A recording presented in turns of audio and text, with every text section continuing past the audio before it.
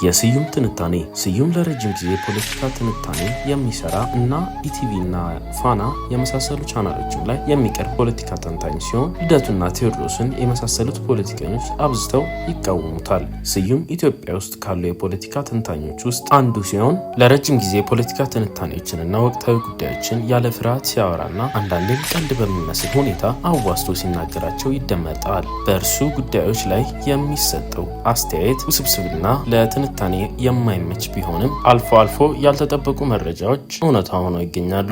ይህ ከታች የሚጻፈው የቅኝት ዴይሊን ትንታኔ ሳይሆን የስዩምን ትንታኔ ብቻ ሲሆን ንግግሩም የቅኝት ዴይሊን ትንተና አይወክልም። አድማጭ የተባለውን ንግግር አመዛዝኖ በራሱ እንዲወስን ከወዲሁ እናሳስባለን። ከንግግሩ አንጻር ሀሳቦችን ስለሚዘሏቸው ጸሐፊው በተረዳው መጠን አጠር መጠን አድርጎ አቅርቦላቸዋል። ተከታተሉት። ሰበር ዜና ብሎ ይጀምራል ስዩም። ጂፒኤስ የተገጠመላት ወፍ ታይታ ነበር ይባላል። አዲስ አበባ ላይ የተለቀቁት ድሮኖች በጣም የራቀቁና ጓዳ ጓዳውን የሚያውቁ ናቸው። ወያኔዎች ቀስ እያሉ ሰራተኛ እየመሰሉ ወደ ሞያሌ እየሄዱ ነው አሉ።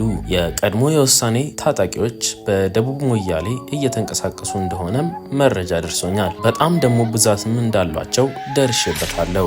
ሽብር የሚሰራው እንደዛ ነው። እናት ፓርቲ ከሲአይኤ ድጋፍ ከሌለው መቆም አይችልም። ሁለት ጫማቸው የሚሸት ሰዎች ሲገናኙ ሽታዬ ሽታዬ ይባባላሉ።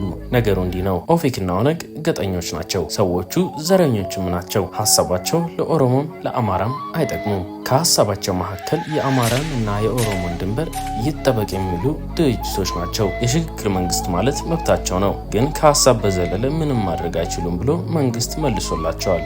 እነሱም ምንም ማምጣት አልቻሉም።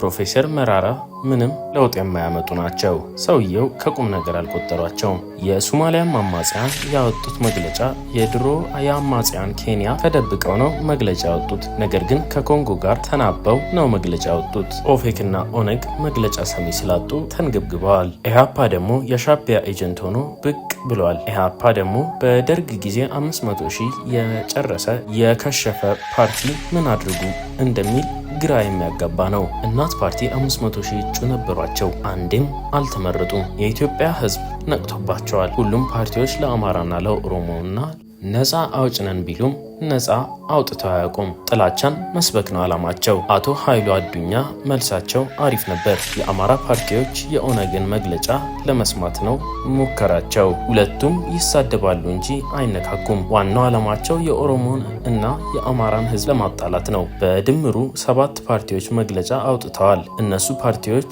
ወይ የወያኔ አገልጋዮች ወይ ደግሞ የሻዕቢያ ባንዳዎች ናቸው። ወደ ወያኔ ስንመጣ አሁን በጦርነቱ ጊዜ መከላከያን ከትግራይ እንዲወጣ ያደረጉት ወያኔዎች ናቸው። የሻዕቢያ ወታደሮች ትግራይን ተቆጣጥረው ይሄ ቦታ ቃል ተገብቶልናል ይላሉ። ሞንጆሪኖ ደግሞ ከኤርትራ ጋር ተገናኝተናል ብላለች። ችግሩ ወያኔዎች ከሻዕቢያ ጋር መገናኘታቸው ከትግራይ ህዝብ ጋር እና ከኢትዮጵያ ህዝብ ጋር አጋጭቷቸዋል ብሏል። ወያኔ ከሻዕቢያ መገናኘቱ ወያኔን ከትግራይ ህዝብና ከመከላከያ ጋር እያጋጨው ነው። ይህ የመጀመሪያው ክፍል ቆይታ ሲሆን ቀጣዩን ክፍል ቆይታ ደግሞ በሚቀጥለው ፕሮግራማችን እናስተላልፈዋለን። ስዩም በንግግሩ ላይ የተጠቀማቸውን ኃይለ ቃሎች አላካተትንም። ስዩም የተናገራቸውን ዜናዎች ቀድመን የዘገብን ሲሆን እንደ ማስታወሻነት ደግሞ በድጋሚ እንዲሰሙ ጋብዘኖታል። ይህንን በየቀኑ አዳዲስ መረጃዎችን በማራኪ ሁኔታ የሚያቀርብላችሁን ቅኝት ዴይሊ ቻናል ሰብስክራይብ በማድረግ አዳዲስ መረጃዎችን በጊዜው ያገኙ።